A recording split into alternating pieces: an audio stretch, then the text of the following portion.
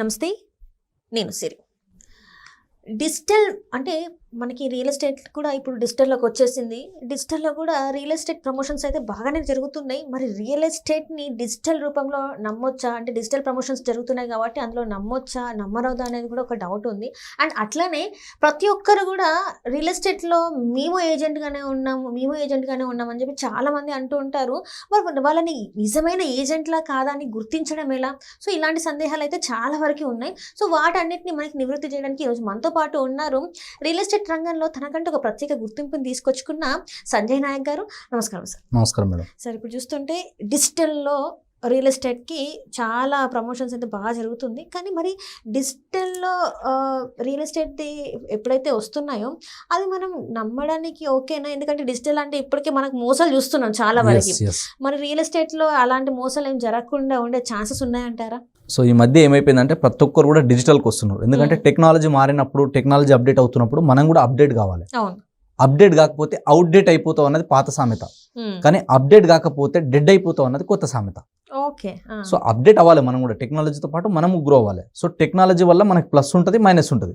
ఒక్కటి ఏంటంటే డిజిటల్లో యాడ్స్ వచ్చినంత మాత్రాన, ప్రమోషన్స్ ఏవైతే మనకి స్పాన్సర్షిప్స్ యాడ్స్ వస్తున్నాయి కదా, అవి వచ్చినంత మాత్రాన అన్ని జెన్యూన్ అనుకోవద్దు. ఫస్ట్ మనం ఏంటంటే అక్కడ నుంచి ఒక ఇన్ఫర్మేషన్ మాత్రమే తీసుకోవాలి మనం, కానీ అది రియలా కాదా అన్నది మనం ఎప్పుడైనా కానీ ఎవరు కూడా బ్లైండ్గా గుడ్డిగా అమౌంట్ కొట్టేయడాలు, వాళ్ళకి అమౌంట్ పంపించడాలు లాంటివి చేయొద్దు.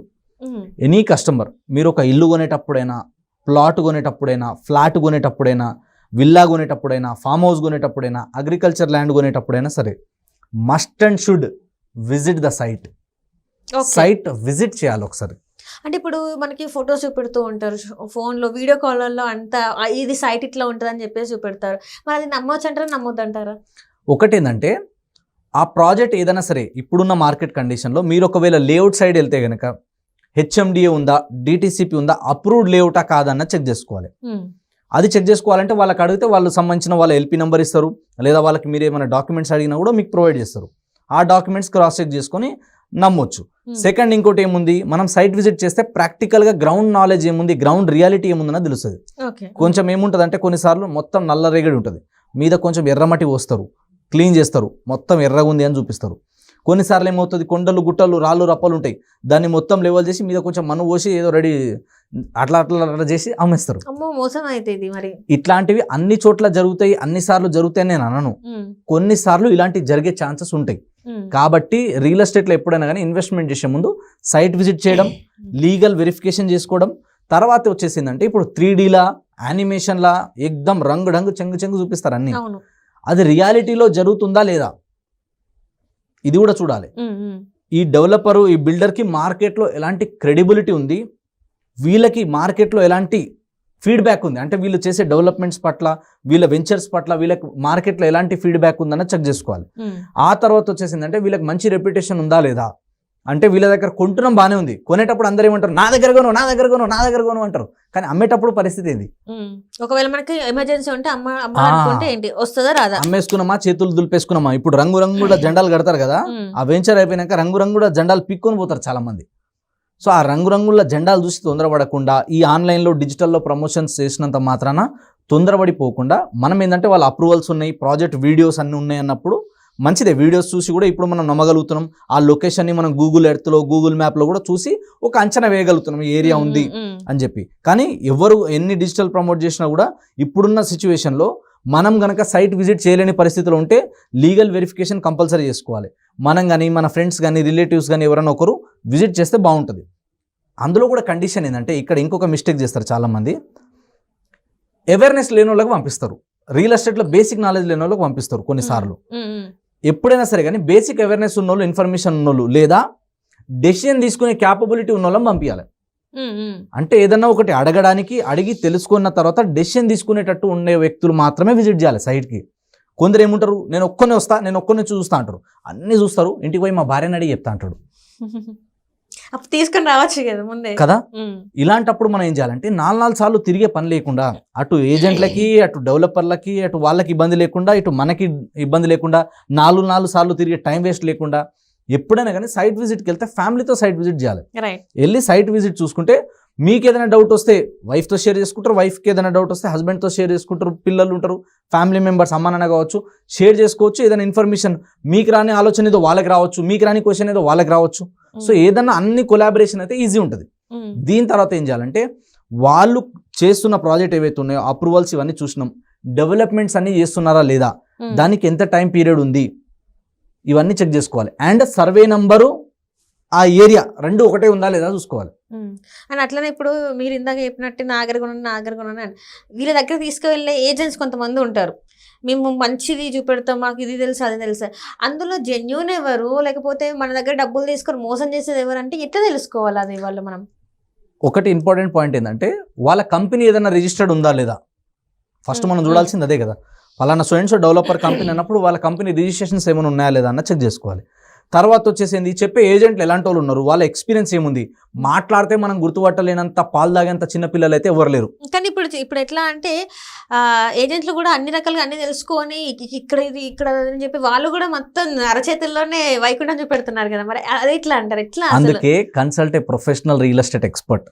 మేము ఎందుకున్నాం మార్కెట్లో, మేము ఎందుకు వచ్చి చెప్తున్నాం మీకు జనాలకి, మాకు వేరే వర్క్ లేకనో లేదా మేము చాలా ఫ్రీగా ఉండి వచ్చి వీడియోలు చేయట్లేదు. ఇక్కడ వీఆర్ ఎడ్యుకేటింగ్ పీపుల్. ఎందుకు అంటే వాళ్ళ లైఫ్లో మేము వాల్యూ యాడ్ చేయడానికి వస్తున్నాం. ఎందుకంటే నేను బలంగా నమ్మేది ఏంటంటే మేము ఎదుటి వాళ్ళ లైఫ్లో వాల్యూ యాడ్ చేస్తేనే అది గ్రాటిట్యూడ్గా మనీ అనేది మా దగ్గరకు వస్తుంది అని నమ్ముతాం మేము. అండ్ ఇంకోటి ఏంటంటే మార్కెట్లో అవేర్నెస్ ఇచ్చేవాళ్ళు, ప్రాపర్ గైడెన్స్ ఇచ్చేవాళ్ళు చాలా తక్కువ మంది ఉంటారు. ఎందుకు అంటే రియల్ ఎస్టేట్లో నేను కొన్ని నిజాలు తెలుసుకున్నాక ఆన్ ద కెమెరా చెప్పొద్దు, కానీ నాకు కూడా చాలా మంది సజెషన్ ఇచ్చారు ఏంటంటే ఒక స్టేజ్ తర్వాత కంటెంట్ ఆపేయాలని కూడా చెప్పారు. ఎందుకట్లా? అది ఉంటుంది, కొన్ని XYZ రీజన్స్ ఉన్నాయి దానికి. అంటే మీకు ఓపెన్గా చెప్తున్నా ఈ విషయం కూడా. అందుకనే కొన్ని విషయాలు అందరు వచ్చి చెప్పరు, బిజినెస్ లో అసలే చెప్పరు, సీక్రెట్స్ ఎవరు చెప్పరు. కానీ అది ఒక రకంగా మిమ్మల్ని నమ్ముకొని వచ్చిన మీ కస్టమర్స్ ని మోసం చేసిన. అయితే ఇక్కడ ఒక విషయం గుర్తుపెట్టుకోవాలి ఏంటంటే, ఎందుకు ఈ మాట చెప్తున్నా అంటే మేము ఎందుకున్న మాలాంటి వాళ్ళని ఎందుకు కన్సల్ట్ కావాలంటే గ్రౌండ్ రియాలిటీ మాకు తెలిసి ఉంటుంది. ఎందుకంటే మాకు పొద్దున్న లేస్తే అదే పని. మీకు 100 వర్క్లలో ఒక వర్క్ ఏంటి, ప్రాపర్టీ కొనాలన్నది ఒకటే మీ వర్క్. కానీ మాకు 100 వర్క్లు పక్కన పెట్టేసి ఒకటే వర్క్ ఏముంటుంది, ప్రాపర్టీలు సేల్ చేయడము లేదా కొనుక్కోవడం లేదా అమ్మడం, ఇదే ఉంటుంది మాకు. సో ఈ వర్క్లో ఉన్నప్పుడు ఆ ఏరియా గురించి గ్రౌండ్ నాలెడ్జ్, గ్రౌండ్ రియాలిటీ మాకు ఎక్కువ తెలిసి ఉంటుంది. So first professional real estate కన్సల్టెంట్ని అడ్వైజ్ కోసం అడగాలి. సెకండ్ ఏంటంటే తెలియకపోతే మాలాంటి వాళ్ళని ఫోన్ చేయాలి, మేము వాళ్ళకి ఫ్రీగానే గైడెన్స్ ఇస్తాం, వాళ్ళ దగ్గర ఏం డబ్బులు ఛార్జ్ చేయం. ఇంకొకటి ఏంటంటే వాళ్ళ కంపెనీ కానీ ఆఫీస్ కానీ విజిట్ చేయాలి, సైట్ విజిట్ చేయాలి, వాళ్ళ ఆఫీస్ కానీ వాళ్ళ వెంచర్స్ కానీ అన్నీ చూడాలి. డాక్యుమెంటేషన్ పరంగా ఏమైనా డౌట్స్ ఉంటే లీగల్గా వాళ్ళు ఏమైనా అడిగితే ఇస్తారు, అది క్రాస్ చెక్ చేసుకోవాలి.